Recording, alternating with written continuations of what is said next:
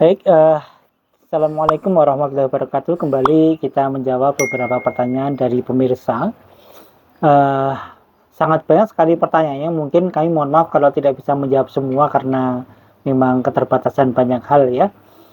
Baik, pertanyaan dari Ibu Ela. Dokter, saya hamil 34 minggu, terus punya autoimun RA. Sekarang sakit banget pangkal paha, selangkangan, dan yang lain. Kalau jalan itu semua sendi sakit. Apa itu dari autoimunnya dan bagaimana cara mengatasinya? Baik, Ibu Ela. Ya, jadi pada pasien autoimun ketika hamil itu memang sering mengalami flare up ya.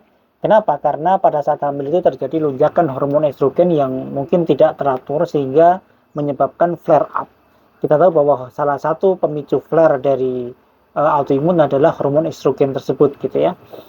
Sehingga kemungkinan besar nyeri pada persendiannya ini memang dari autoimunnya yang lagi flare gitu. Walaupun kalau khusus RA itu ketika hamil kan memang lebih baik dibandingkan dengan autoimun yang lain ya.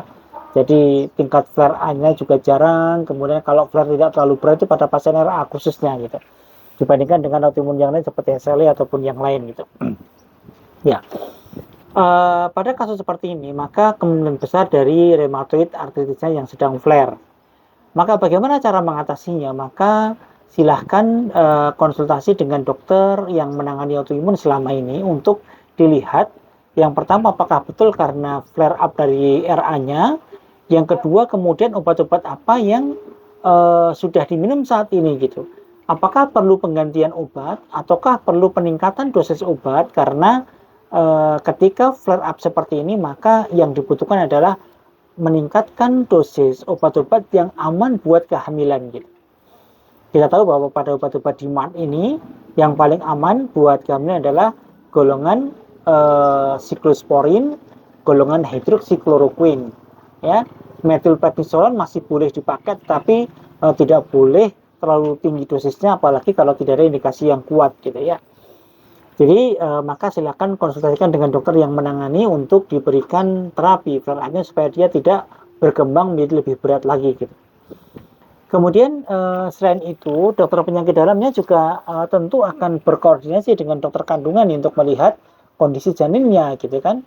Kalau janinnya itu terjadi sesuatu misalnya berat badan janinnya tidak naik ya atau terjadi kelemahan pada janin ya misalnya, maka dokter akan merubah obat steroidnya menjadi steroid yang bisa melewati sawar plasenta. Jadi ada pembatas nih antara pembuluh darah ibu dengan plasenta janin supaya dia juga bisa memperbaiki kondisi janinnya.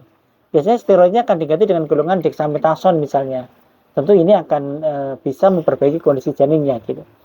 Jadi sekali lagi silahkan konsultasikan dengan dokter yang menangani untuk dilihat apakah betul flare up atau tidak.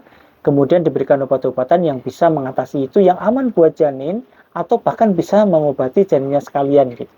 Tapi yang paling sering adalah karena flare dari penyakitnya tersebut gitu. Kemudian buat ibu hamil jangan lupa juga nih, pada era ini dia termasuk autoimun sistemik yang mana sering terjadi vaskulitis. Dan vaskulitis ini sangat berbahaya kalau terjadi peningkatan pada kondisi hamil. Kenapa? Karena dia akan menghambat aliran darah ke arah plasenta, ke arah janin. Sehingga sering janinnya keguguran, sering janinnya mati dalam kandungan, sering berat badan tidak naik gara-gara itu gitu. Maka silahkan diberikan obat-obat anti agregasi trombosit ya seperti clopidogrel, aspilet ataupun yang lain dan tetap konsultasikan dengan dokter yang menanganinya.